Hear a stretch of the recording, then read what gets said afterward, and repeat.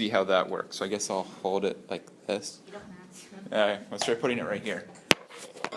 See how that works. Okay, so let's talk about how interesting sort works, which is actually quicksort. The idea of quicksort is that if you have a given list, what you want to do is you don't necessarily need to sort the whole thing off the bat. It's far easier to sort the list by just picking an element and then sorting the list into stuff that's less than it and stuff that's greater than it.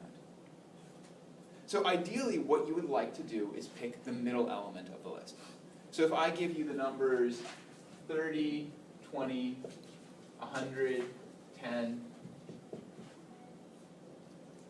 50, 60, negative 30, 1, 2, 3, 4, 5, 6, 7, 70. I would like to pick the median in here and make that everything that's sort the list into everything which is smaller and everything which is larger as a first step.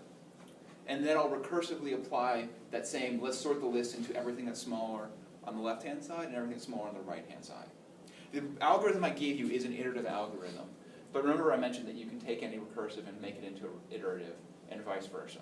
I didn't want you to have to analyze a recursive algorithm for it because that would be a living hell. So you have to choose a middle element from here.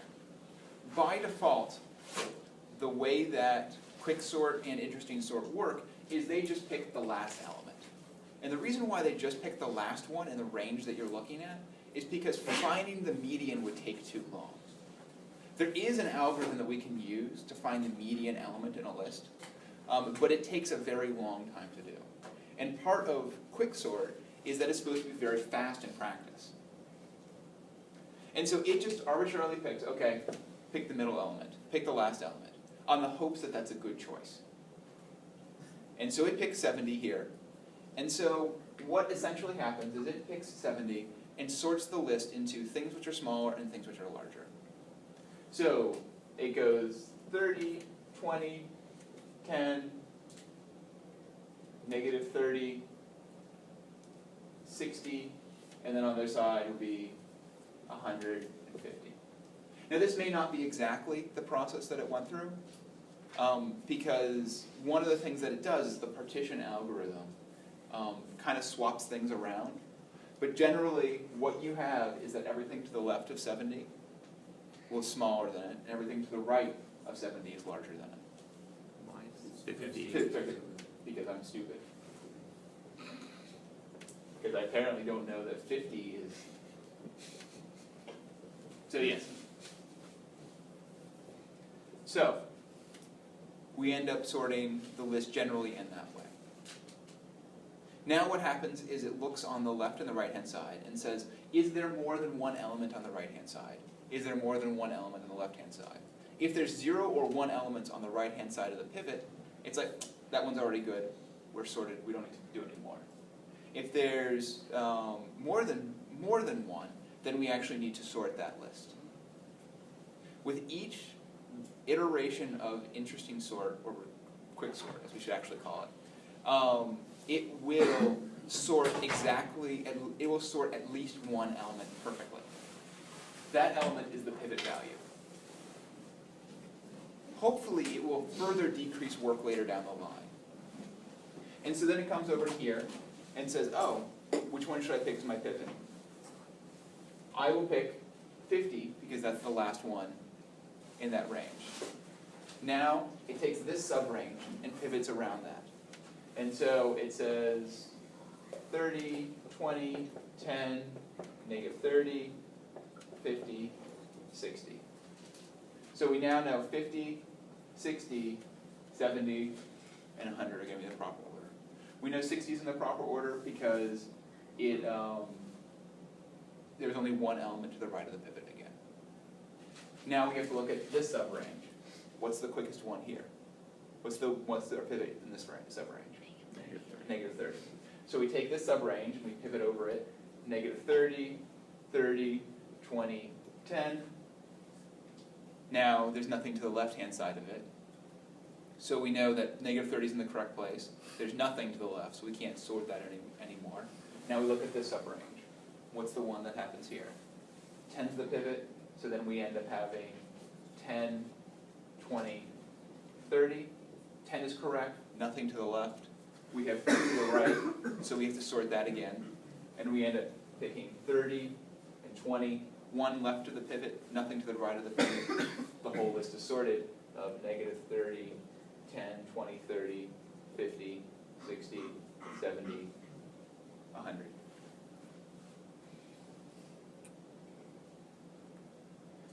The performance of quick sort / interesting sort is entirely dependent on how good your pivot value is. If you have a good pivot value, then you will split the list in half.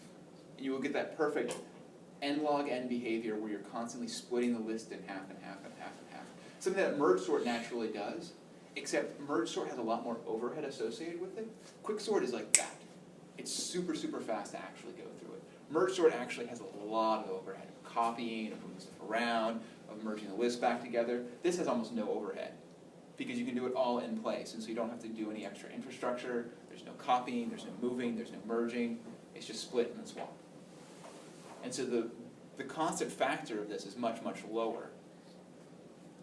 The problem is that if you choose a bad set of pivots, you are screwed. So the two worst scenarios for this, one of them I made you run through, which was sorted backwards. It actually turns out the other worst scenario is sorted. So if you were to have 1, 2, 3, 4, 5, 6, 7, 8. What's your first pivot? 8. Pivot the list into everything which is smaller than or equal to 8. What's that give you? It's the same thing. All right, now we have to apply that over to that list. All right? What's the next pivot? 7. What's the next one? 6, 5, 4, 3, 2, 1. The same behavior, a similar behavior happens when the list is sorted backwards. The difference there is it's always oscillate. Here, it's always a right pivot. In the sorted backwards, you are always flipping back and forth between the rightmost of the range, then the leftmost of the range, then the rightmost of the range, then the leftmost of the range, the rightmost of the range. You probably noticed that pattern after about 4 times. You're like, I hate this fucking problem so much. The second. Yeah, the second one was doing that.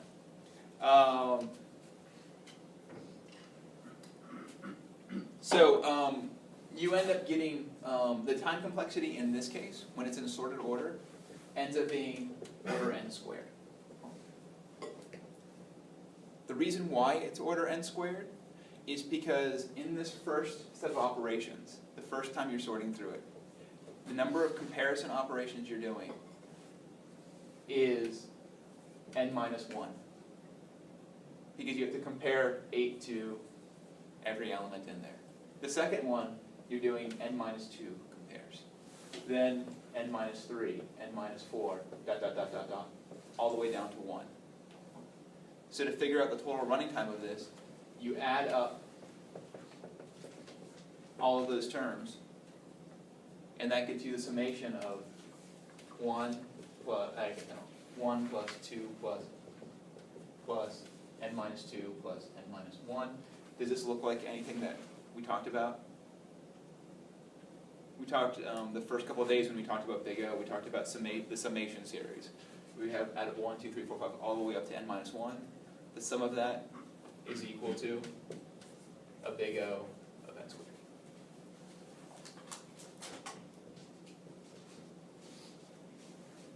Does this make sense? Solidify with what you all were suffering through as you were working through the algorithm step by step? Going through algorithms by hand is unbelievably painful, yet at the same time is the best way to get an understanding of these algorithms. Because I can talk about at a high level how this works, and I can step through it at a high level here, but once you actually have to go through and see, okay, this swaps with that swaps with this, we move the index over, that's how these things happen. The partition algorithm itself is quite interesting. And let me talk briefly about the partition part specifically, because that's an interesting subpart of this. 30, 20, negative 10, 50, 60, 80, 20. And 70 and 40 will be good. So what happens, actually I want to choose a different value. I want to do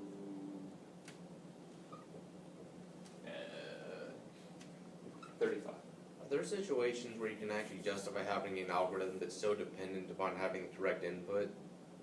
What do you mean? This algorithm, I mean, when you get the wrong string of numbers, it can take an incredible amount of time.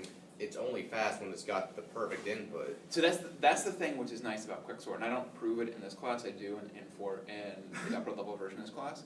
It's not so much that it has only the perfect. It's only correct when it has the perfect. It's more that it's only bad when it gets these terrible inputs, and those terrible inputs are nearly perfectly sorted lists. Perfectly sorted and nearly perfectly sorted. If it was just perfectly sorted, that'd be easy. How would I solve that problem? Put in a check at the beginning. Put in a check at the beginning. Is the list sorted? Yep. All right, we're done. And then you can do a similar check. Is the list sorted backwards? Nope. If those were the only two cases, that'd be fine. The problem is that when you have things that are like one element swapped, how do you detect that? It turns out that quicksort actually works really well for almost all other cases except for when like one or two elements are fixed. So does anyone have an idea of how you would improve quicksort if that's the case? You would like cut the list. No, so quicksort works when you have a list that comes in a random order. Could you put a check in partition to see if that partition is sorted? You could, but that would still run into the same problem of if only two elements are swapped. Would you further unsort it? Yes. Before you sort Yeah, it? actually what you do is you randomize the list as you're sorting it. Before each iteration, you don't choose the last element. What you do is you say, randomly pick something in there, swap that to the last place, repeat as normal. It turns out that solves the problem. Now, don't get me wrong, it still has the big O of n squared, because it is possible you can be completely screwed. Just like it's possible the house can actually lose. When you bet against the house, though, how often does the house lose? Not often. That's the whole point of casinos, is to take suckers from their money. Take monies from them. We're enslaved. Can't read this. Hey, money, I want your people that's associated with it. Separate money, separate people and their money. So similarly, there are conditions where you could be screwed and your random list here of choosing pivots could always accidentally choose the thing, could accidentally sort of randomly sort it. But it's not going to happen. And in fact, it turns out it's actually only a handful of cases, and again, we'll talk about this in the upper level class of this if you're interested, where we prove the expected running time of quicksort is nlogn. It turns out to be in practice, it's almost impossible to hit it when you do a randomized list. Is it little quirks like this and algorithms that just cause, like, if you're on a computer and just suddenly just kind of you don't know why, but it's just messing up, like, can it actually cause something like that? Typically, it's not an algorithmic problem that's doing that. Typically, when computers go freaky crazy, it's not because someone has designed an algorithm that's poor. Now, this certainly, quicksort is widely used, and so there are times when it will slow down randomly. You probably won't ever really encounter those. Those are more due to poor programming. Okay. If you take software engineering, I'm sure Higgs will talk about common mistakes. If not, when I teach this section of software engineering, I will talk about common mistakes I have seen in software development. And usually they're people misunderstanding what they're supposed to be doing something sloppy. And it's especially, the biggest algorithmic thing that can usually cause it is people not understanding how to do multi-threaded programming, but programming multi-threaded anyways. Those of you who have taken Core 2 know how easy it is to get screwed by multi-threaded programming. Those of you who haven't, we'll learn next semester. Yeah. In a case where there's only a couple elements switched, what will be the best sort? Would it be bubble sort or? If there's only a couple, no, bubble sort is never the best. No, I can say that wholeheartedly. It depends. And so this is going to be, it's a good segue for the assignment that's going to be due next Friday. I'm going to have you guys program up bubble sort, merge sort, iterative, merge sort, recursive, and I'll give you the source code for merge sort, recursive, and interesting sort. And I want you to time them on different sets of lists using the Java command system.nanotime. So I've typed this up and I'll post it on Moodle tonight, and it'll be due next Friday, or I guess Saturday, 6 a.m. because it's a programming assignment. And so you can run through these lists and see which one works well. But yes, bubble sort is never the best one. Different sorts have different advantages and disadvantages of them. Usually the main contenders are merge sort, insertion sort, quick sort, and heap sort. Those are sort of like your standards to go to. Bubble sort is only taught, bubble sort largely exists because computer science professors and teachers need an example of something that technically solves the problem, but does it in the worst possible way. Bogus sort? BOGO sort is, I don't even want to call that a sort. BOGO sort is randomly swap the elements in the list, check to see if it's sorted. That is not a sort, that is... You have no guarantee you will ever finish. It's literally, its big O time is infinity.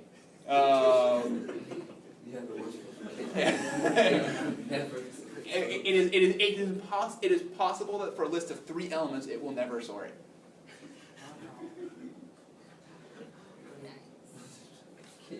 Yeah, so I mean, its expected time is better than that, but its worst case running time is infinity, so I don't want to even consider that as a list of things that are there.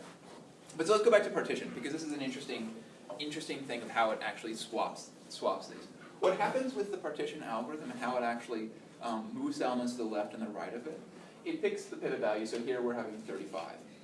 And what happens is it basically keeps on to the left of here track of which elements are smaller than 35 and which ones are bigger.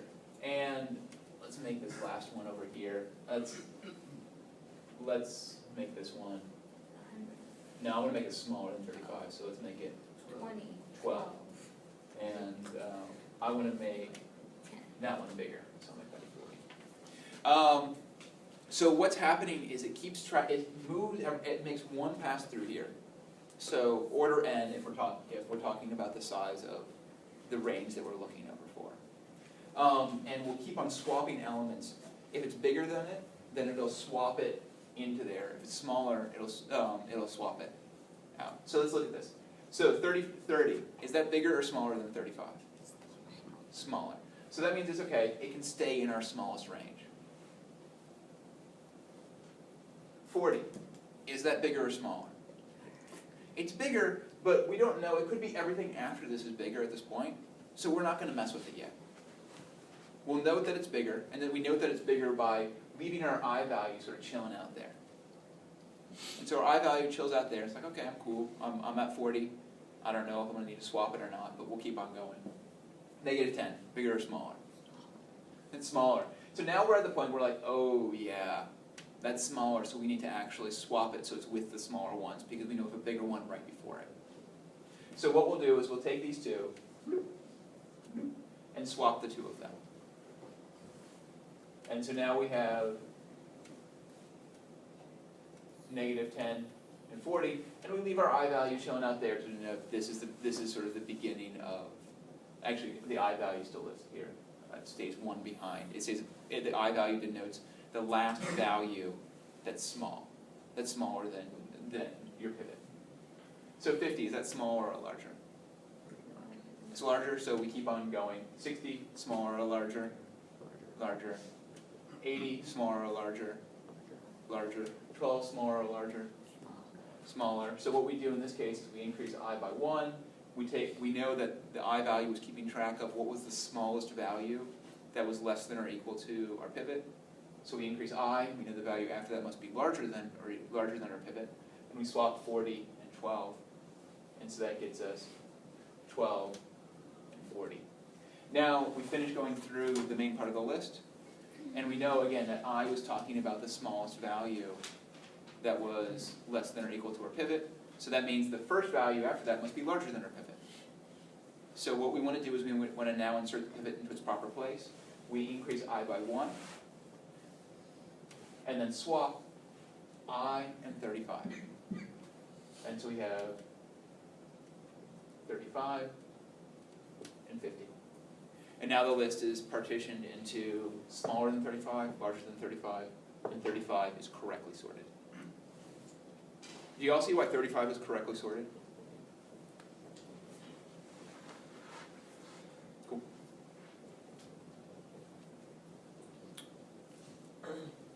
Wouldn't 35 be the third term? Because 40 is larger than 35. That's -10. Yeah, Oh. for, Oh. yeah. 40 was there at one point. Yeah. So you have X-ray vision. You can see through the board of what was, or time vision. You can see into the past. All right. So going back to if it was backwards, wouldn't nothing would be smaller than the Yeah. So when the list is backwards, what we end up having there is, I'm just going to do a smaller example. 10, 9, 8, 7. When the list is backwards, 7 is our pivot, so we say everything smaller. So we end up saying, okay, 10, that's bigger, 9's bigger, 8's bigger. We never actually increase our I value from the beginning because we keep on having elements that are bigger. So once we get to the end of the list, we say, okay, go to I plus 1 and swap that out with the pivot. And so we go to element 10, swap that out with 7. And now we end up doing with the other case in the next round, and this is one of the weird things when the list is sorted backwards, you end up flipping back and forth, back and forth, back and forth. Because now you've taken the largest element and made that now your pivot. So now everything's smaller than it, which again doesn't really help you that much. Because 9 and 8 don't swap, so it goes, oh, that's smaller, let's not do anything. 8, that's smaller, let's not do anything. 10, oh, we're at the end of the list. All right, let's swap. We swap 9, 10 with itself. And then it was like, oh, 8 the pivot. So it keeps on oscillating back and forth. Then you said you end up setting 10 as a pivot value, and everything's smaller. Everything's smaller, so everything ends up swapping with itself the entire way. And then 8 becomes a pivot value, and then you end up swapping nothing. And then 9, then you get to 9 and you're done. But you end up either doing no swapping at all, or swapping every term with itself. The effect is the same, you're not doing anything.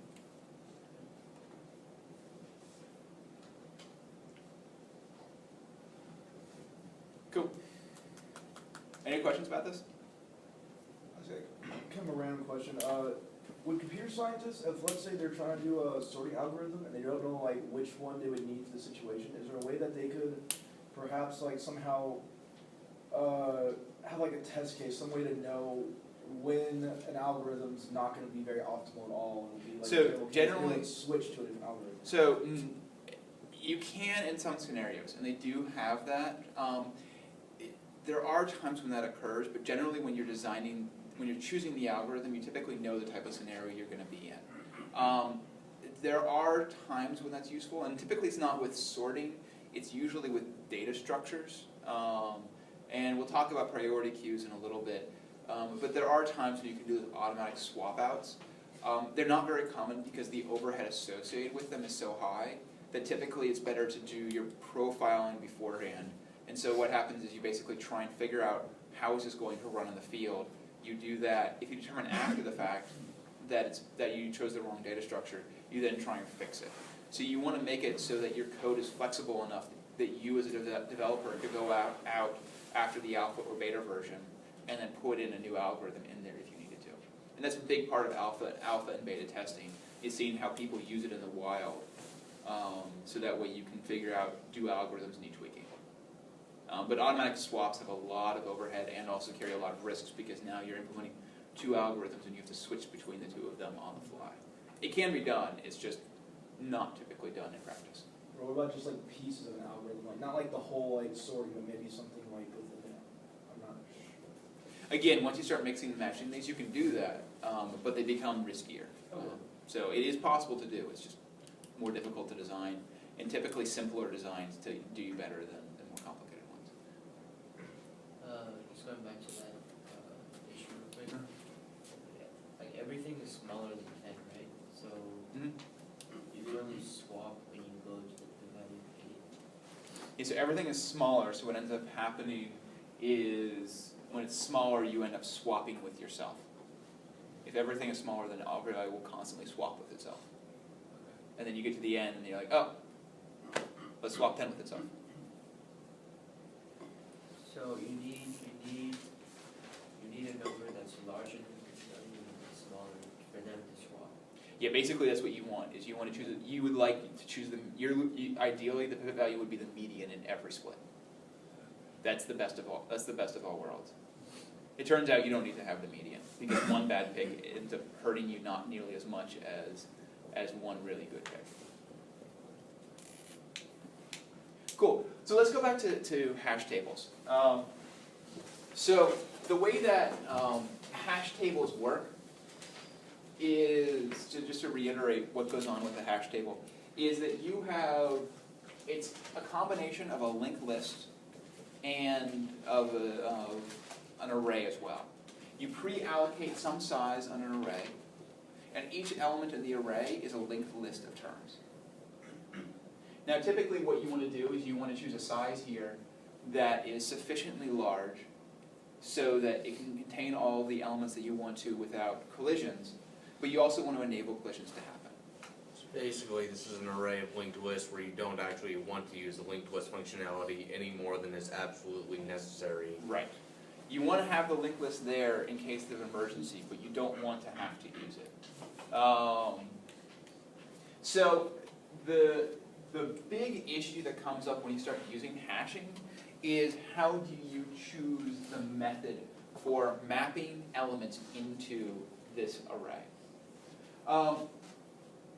If you choose a bad hash method, then you will have lots of collisions, and then you're doing no better than a linked list. You're actually doing worse because now you've allocated additional space,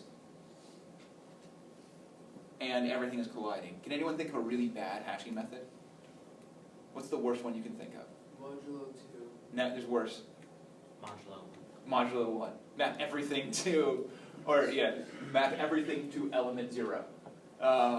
Guaranteed 100% collisions. So we know how to make a really bad algorithm. That's pretty easy. If you know the number of collisions, does it mean it count as constant time? Yeah, we just do it. If you know the maximum number of elements you're going to insert in the list, then it is technically constant. You have caught on well to. And it is funny because we in upper level we actually do use that because there's a there's a sorting algorithm that we use as a subset of a really complicated one. Actually turns out for finding the median, and we always end up sorting lists of 5 elements, and we always view that as constant time because it's always 5 elements. And the analysis completely falls apart if you don't assume that sorting elements of 5 is constant time. But yes, if you know the number of elements you're going to insert, it's constant time. Yes. You're also a jerk if you do that. So things like modulo, prime number work pretty well. That's not such a bad one. We cover some more advanced techniques in our 400 level class about how do we actually how do we turn a random number, a number into something that appears to be random. Has anyone heard of an MD5 hash? Has anyone downloaded Linux? Okay, so when you download Linux or you download most open source software, it comes with what's called an MD5. If you look on there, there'll be like MD5 code. MD5 is a hashing code. And the thing about MD5 is that it virtually guarantees, not exactly, again, like you can lose to the house in Vegas, except losing to MD5 is really, really hard. What MD5 does is it looks at every character in a file, and then generates, I believe, a 64-bit number, it might be 32, off of that. that number is virtually guaranteed to be unique for that file.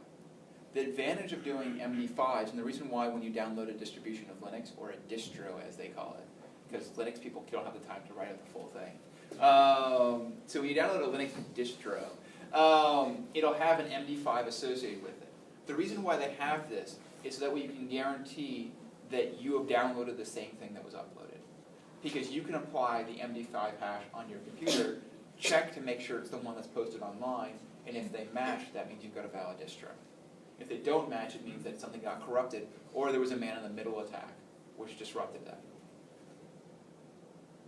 And so you can validate that it actually is what they say it is.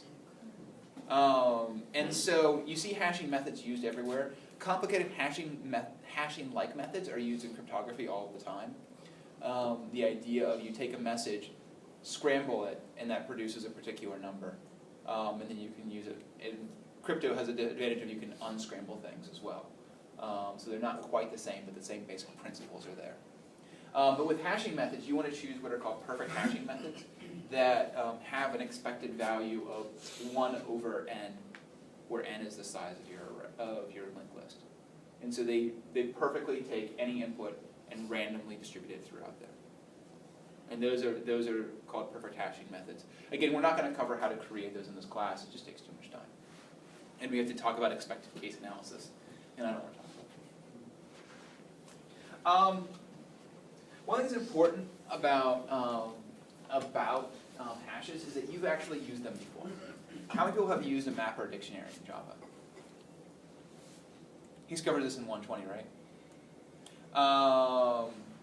And so one of the things with maps and dictionaries is that they all have a key and a value. The way maps and dictionaries work is they are essentially hash tables. They create an array, and the index in the array is a hash over the key itself. And so oftentimes when you have a map or a dictionary, you are implementing it via a hash table. This is really, really useful because trying to implement a map or a dictionary with just a normal array would be way too difficult to do. And the reason why is because keys and maps and dictionaries allow for keys that are more complicated than 0, 1, 2, 3, 4, 5, 6, 7, 8, 9. So if I have a dictionary, how do I map Aaron to a number? Somehow I have to convert Aaron into a particular element in an array. So there has to be that transformation into a number. That's the hashing method. I could put Aaron into a linked list, and that's something which would be viable, but if I were to put it just into a normal linked list, then that would lose the ability to access things in constant time. Does this make sense? What questions y'all got about it?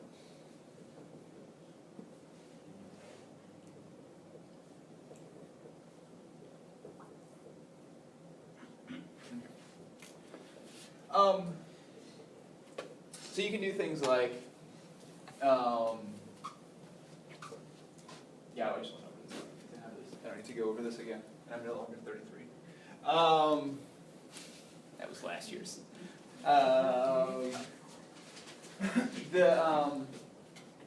There are ways to do hash tables without linked lists,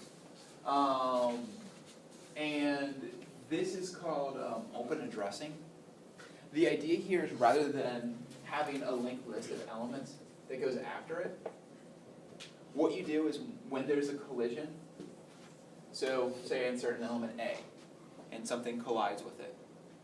If I was doing a normal hash table, I would add an element in the linked list and put B there. With open addressing, I just say, oh, go to the next spot. Put it there. If there was something that collided here with C, go to the next spot. C.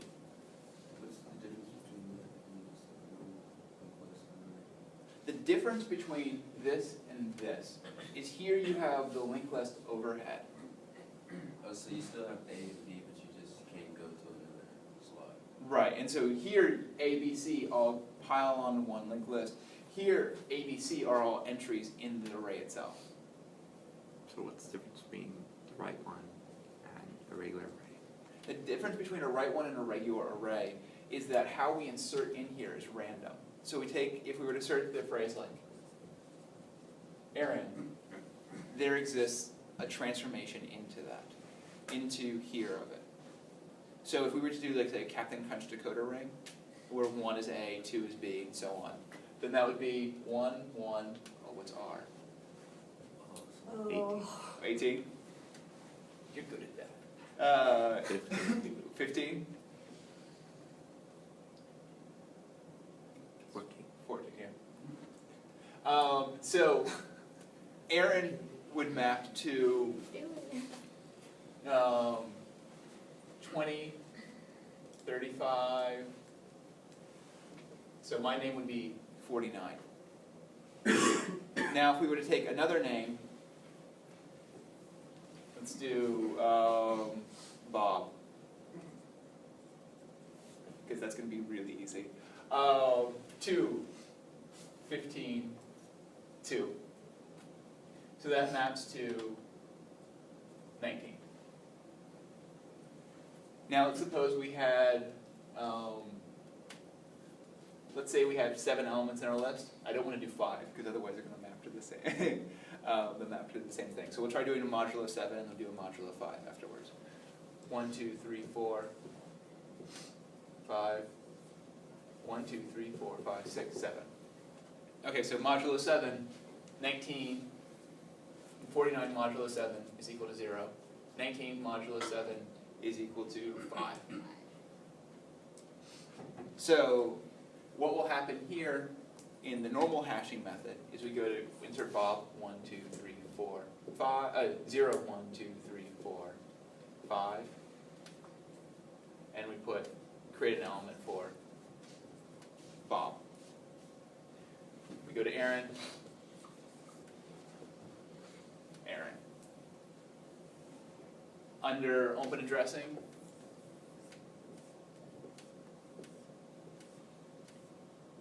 rather than creating a linked list, we would directly insert them in the array. And so it would be Aaron, Bob. Right now it looks like there's no difference. Yeah. Let's try and see what happens when there's a collision. So let's make it modulo 5. So 19 modulo 5 equal to 4. 49 modulo 5. 4. Okay. 0, 1, 2, 3, 4. I insert Bob first. There's a collision here. I have to go to the next element to insert Aaron. Aaron is, we're at the bottom of the list. Next element is 0, because we wrap around. So I insert Aaron.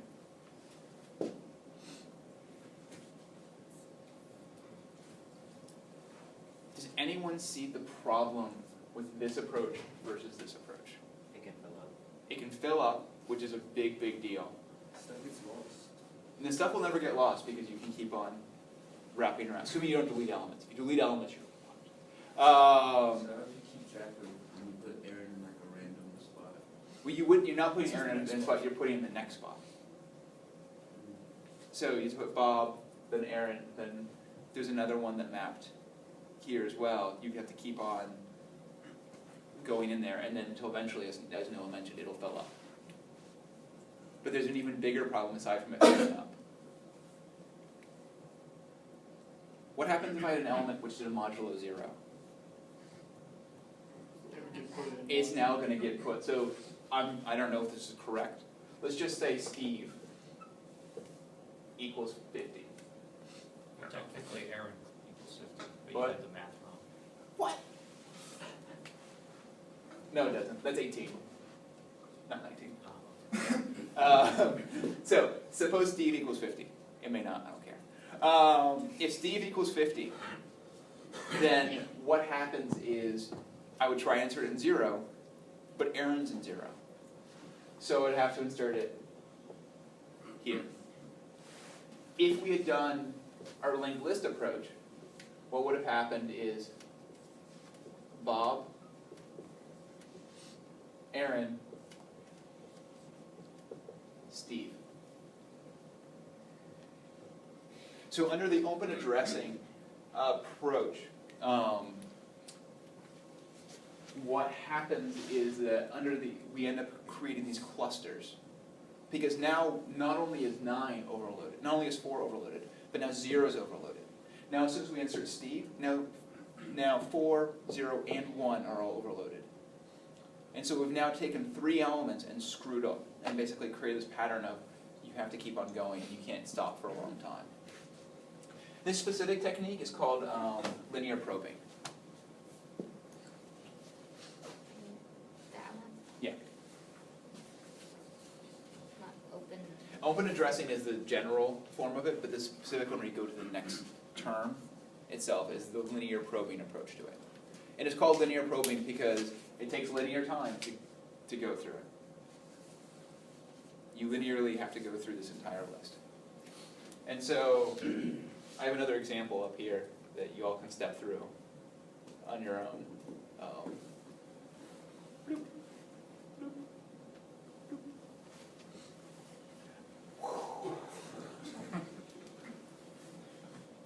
So that's the formal definition for how to do linear probing. Double hashing is an improvement on this. And the idea with double hashing is that we have 2 different hashing methods, and then we combine both of them. The reason for this is we want to try and minimize the amount of these clusters we have. Linear probing, even though it's really simple, will create these clusters of elements where you're screwed, and things will keep on piling up, piling up, piling up. So what we would like to do is, yes, allow for these collisions of things to move to the next element, but we don't want to create this one bank where they're all together. And so we use 2 hashing methods combined to try and reduce the likelihood that you're going to have both of them in there.